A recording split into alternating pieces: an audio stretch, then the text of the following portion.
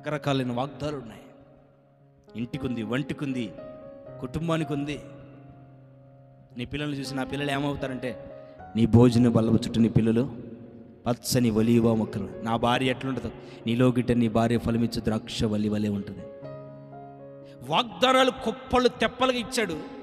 ఆ వాగ్దానాన్ని ప్రార్థనలో మనం ఎత్తిపట్టి ప్రార్థన చేయాలి. స్తోత్రం చెప్పండి. రెండోది, భయాన్ని ఎట్లా జయించాలట? ఎట్లా జయించాలి? వాగ్దానాన్ని బట్టి జయించాలి. వాగ్దానం ఇచ్చినవాడు, వాగ్దానం చేసినవాడు నమ్మదగినవాడు. నీకు ఎదురవుతున్న ప్రతి భయాన్ని వాగ్దానంతో జయించు. ఏ సమస్యని ఎదుటికొచ్చి నిలబడ్డా నువ్వు ఆ ప్రతి సమస్యని చూసినప్పుడల్లా వాగ్దానాన్ని ఎత్తిపట్టి ఆ సమస్యను జయించు. ఆమేన్, ఆమేన్. యేసు రక్తము ప్రతి పాపం నుంచి మనల్ని పవిత్రులుగా చేయను మనకు వాగ్దానం ఇచ్చాడు. ఎప్పుడైతే మనం వాగ్దానాన్ని ఉచ్చరిస్తామో, వాగ్దానాన్ని ఎత్తిపడతామో, వాగ్దానం అక్కడ కార్యం జరిగిస్తూ ఉంటుంది. ఒకసారి బ్రదర్ ఏసన్ గారి దగ్గరికి ఒక దెయ్యం పట్టిన అమ్మాయిని తీసుకొచ్చారట. ఏసన్ గారి దగ్గరికి ఎవరిని తీసుకొచ్చారు? దెయ్యం పట్టిన ఒక అమ్మాయిని తీసుకొచ్చారు. ఆ అమ్మాయిని క్యాంపస్లోకి తీసుకొస్తుండగానే ఆ దెయ్యము అమ్మాయిలో ఉండి విలవిలవిలలాడిస్తూ ఉందట.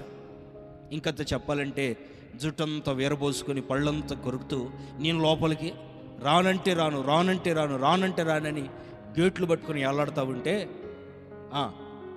కాళ్ళు ఎదురు చేతులు ఎదురు పట్టుకొని మోసుకుంటూ వస్తున్నారు.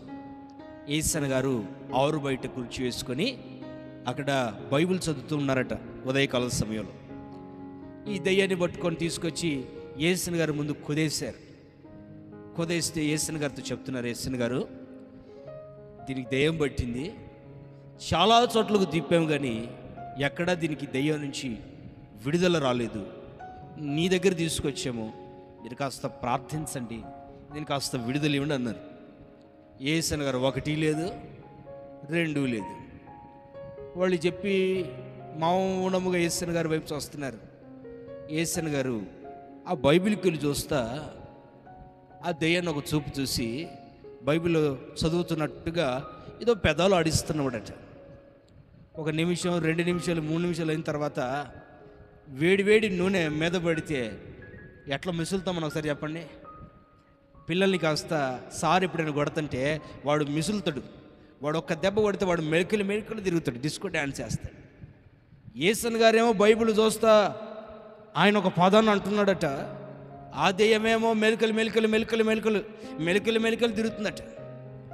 ఆయన ఇంకాస్త బిగ్గరగా అంటూ మొదలు పెట్టగానే ఆ దురాత్మ అమ్మాయిలోండి ఏమంటుందంటే, నువ్వు ఆ పదాన్ని ఆపేసాయి, మాట్లాడబాకు ఆ పదాన్ని అంటుందట. ఏసన్ గారు అన్నారట, నేనేమంటున్నావు నువ్వు చెప్పరాదు అన్నాడట. హల్లెలూయా. నేను ఆపుదాను కానీ ఏంటో ఆ పదం చెప్పు. నేనన్నా అదంటే నాకు మంట పడుతుంది, అది అనబాకు అన్నదట.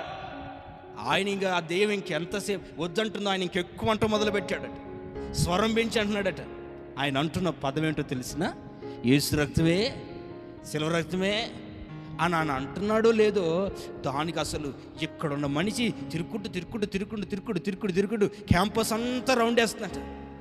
ఆయన ఒక్కసారి ఏసన్ గారు లేచినబడి యేసు నామములో ఎప్పుడైతే ఆ పదం అన్నాడో లేదో, అల్లంత దూరంలో క్యాంపస్లో ఒక యాప చెట్టు ఉందట. అది అప్పుడే కథ ఒక ఆకారానికి వచ్చిన చెట్టు. పెల అని ఆ కొమ్మిరి డోమున పడిందట.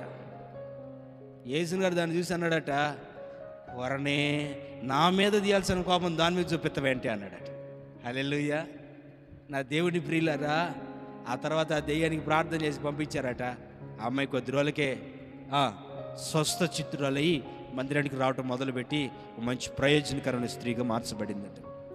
నేను ఎందుకు ఈ మాట చెప్పానంటే, ఏసన్ గారు అక్కడ ఉచ్చరించిన పదం యేసు రక్తం. ఆమేన్. యేసు రక్తం ప్రతి పాపముల నుంచి మనకి విడుదలిస్తుంది.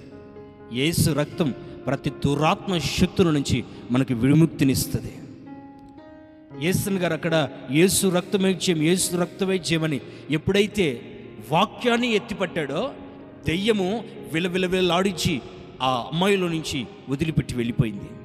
హల్లెలూయా. నా దేవుని సంగమా, మనము ఏ భయములో ఉన్నాము, ఏ భయము మనల్ని వెంటాడుతుంది, ఏ భయము మనల్ని వేధిస్తున్నా ఆ భయానికి నువ్వు వాగ్దాన్ని ఎత్తిపట్టి చెప్పు. నా దేవుడు తలగా ఉంచుతానన్నాడు కానీ తోకగా ఉంచునన్నాడు కనుక ఈ ఆర్థికమా నువ్వు నన్ను ఏమీ చేయలేవు. ఆమేన్. అనారోగ్యంతో చెప్పు, దేవుడు నన్ను స్వస్థపరచు యెహోవా అని అన్నాడు, నువ్వు నన్ను ఏమీ చేయలేవు. అనారోగ్యమా అని అనారోగ్యానికి గుర్తు చేయి వాగ్దానాన్ని. స్తోత్రం కలుగుగాక. ఎవరి విషయమైనా సరే వాగ్దానాన్ని ఎత్తిపట్టు. నువ్వు వాగ్దానాన్ని ఎత్తిపట్టాలంటే నువ్వు వాక్యాన్ని బాగా వినాలి, బాగా చదవాలి. ఆమేన్. చదువు ఎట్లా వస్తుంది? చదివితే వస్తుంది. పుస్తకాలు ముందేసుకుని కూర్చుంటే వస్తుందా? బడికి పోకుండా ఉంటే వస్తుందా? పాఠాలు వినకుండా ఉంటే వస్తుందా? పాఠాలు వినాలి, చదవాలి, అప్పుడు చదువు వస్తుంది. వాక్యాన్ని వినాలి, వాక్యాన్ని చదవాలి, అప్పుడు వాగ్దానాలు మీకు దొరుకుతాయి. ప్రతి వాగ్దానము ఒక ముత్యము లాంటిది, ప్రతి వాగ్దానము ఒక డైమండ్ లాంటిది. దాన్ని ఎవరైతే సొంతం చేసుకుంటారో, దాన్ని వారు ఎప్పుడైతే వాడతారో అది వారి పట్ల కార్యం చేస్తుంది. అమ్మాయి చెప్పండి.